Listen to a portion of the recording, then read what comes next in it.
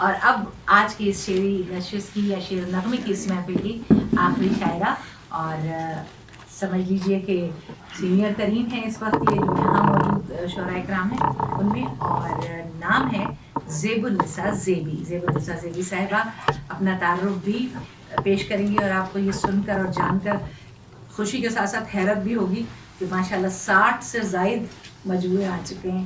بھائی زندگی بس اسی میں گزری ہے.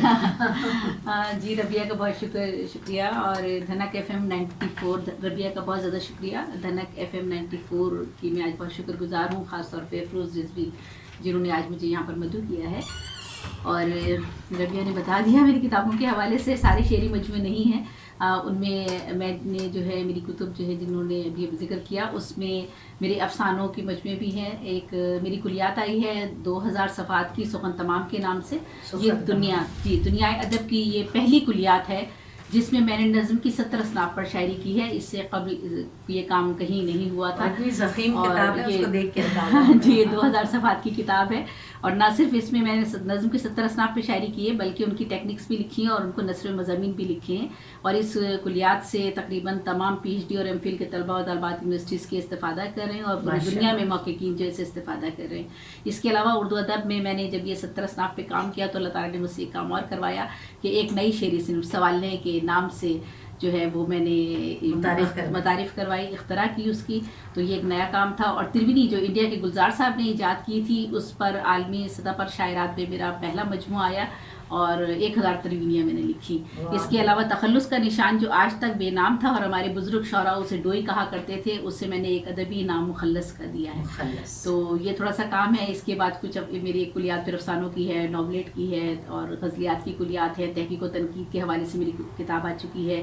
ایک کلیات پہ اور کام میں کر رہی ہوں اس وقت. تو اب میں تھوڑا سا خواتین کے حوالے سے آج دن ہے، اور بے شک حوصلہ اور ہمت تو ضرور دینا چاہیے ہمیں خواتین کو، لیکن بہت سے خواتین کے مسائل ایسے ہیں اور بہت سی خواتین ایسی ہیں ہماری زندگی کا وہ حصہ ہیں جو اپنی زندگی کو آواز زبان نہیں دے سکتی اور اپنے خیالات کا اظہار نہیں کر سکتی. یہ مسائل ہیں، چلتے رہیں گے، اور ان میں کمی اسی وقت آئے گی جب ہم ان کو اجاگر کریں گے، اور اس کے لیے ہم کاوشیں کریں گے. اور خاص طور پہ ہماری شہر کی خواتین کو اور اہل قلم خواتین کو اس سلسلے میں کام کرنا چاہیے، اور کر رہی ہیں. بہت اچھا بھی ہماری شاعرات نے کلام پڑھا ہے. میں بھی تھوڑا سا کلام پڑھتی ہوں آپ کے سامنے. ایک شعر تو خیر ضرور میں یہ کہتی ہوں کہ زمین پر فلک پر میرا نام ہے، منور جہاں میں میرا کام ہے. تو یہ میرا کام نہیں، عورت کے حوالے سے میں نے کہا ہے. تو اب میں ایک نظم پیش کرتی ہوں. ہر آہٹ پر سمٹ جاتی ہے یہ سہمی ہوئی لڑکی، ہر آہٹ پر سمٹ جاتی ہے یہ سہمی ہوئی لڑکی، کہ جیسے اجنبی بستی میں ہو کھوئی ہوئی لڑکی. ہر آہٹ پر سمٹ جاتی ہے یہ سہمی ہوئی لڑکی، کہ جیسے اجنبی بستی میں ہو کھوئی ہوئی لڑکی.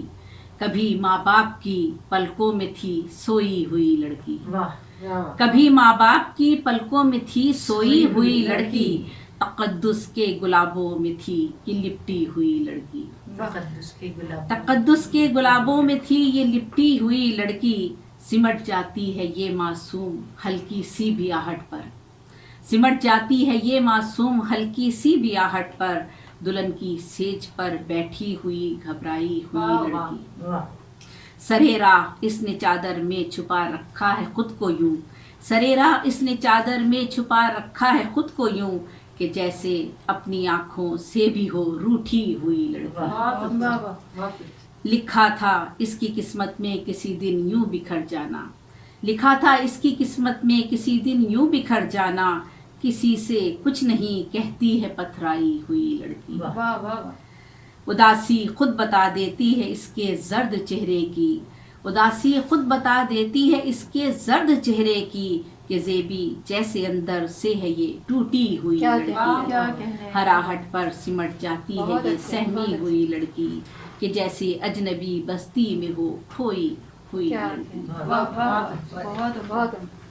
ایک اور میں نظم پیش کرتی ہوں، عورت کے حوالے سے ہے، اور اس میں ہماری گاؤں اور شہر اور ہر جگہ کے عورت کے مسائل ہیں. میں عورت ہوں تخلیق جہاں کا ایک سبب بھی ہوں، میں عورت ہوں تخلیق جہاں کا ایک سبب بھی ہوں، میں بالکل بے طلب ہوں اور زمانے کی طلب بھی ہوں. واہ میں عورت ہوں تخلیق جہاں کا ایک سبب بھی ہوں. میں بالکل بے طلب ہوں اور زمانے کی طلب بھی ہوں. میں دیوی پیار کی ہوں حسن ہی میرا وسیلہ ہے. خلوص و سادگی زیور وفا میرا قبیلہ ہے. واہ ہنر جینے کا بخشا علم کا پرچم بھی لہرایا. پلے ہیں گود میں میری جنہوں نے مرتبہ پایا. واہ ہنر جینے کا بخشا علم کا پرچم بھی لہرایا.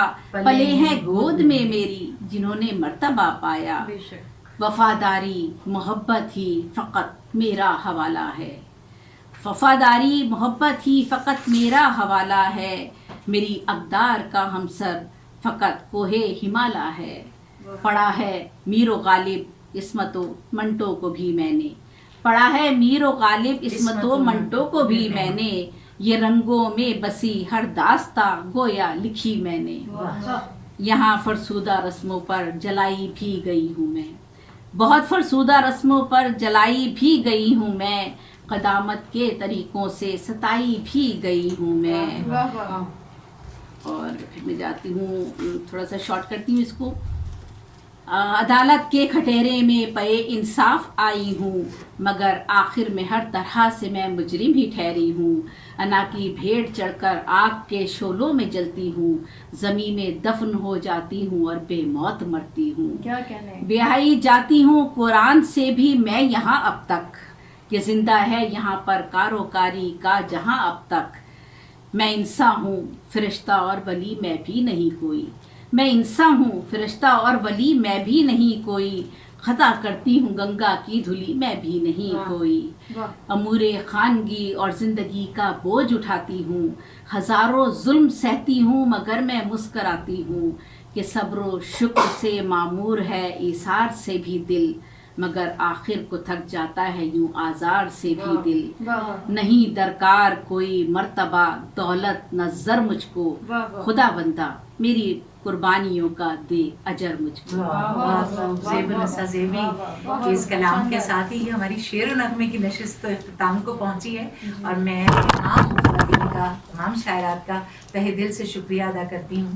شائستہ سحر، گل افشاں، ناہید اعظمی، افروز رضوی، شگفتہ شفیق، سحر علی اور زیب النساء زیبی، آپ سب نے اپنی بے حد مصروف شیڈیول کے حساب سے اگر یہ وقت کچھ نکالا ہے دھنک ایف ایم 94 کے لیے تو یہ ہماری خوش قسمتی ہے.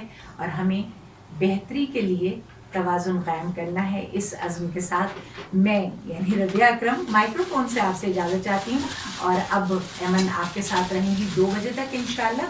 سنیے گا عرفانہ کلام. اور ایمن جو بھی فیڈ بیک فیس بک پہ آ رہی ہے ہمارے پیج پہ اور جو ہمارے لسٹرز ٹیلی فون پہ وہ ضرور شامل کیجیے گا.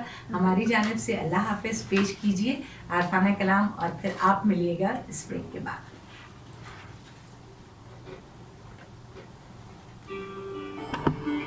چادر سے بیٹھے ہیں ایک تصویر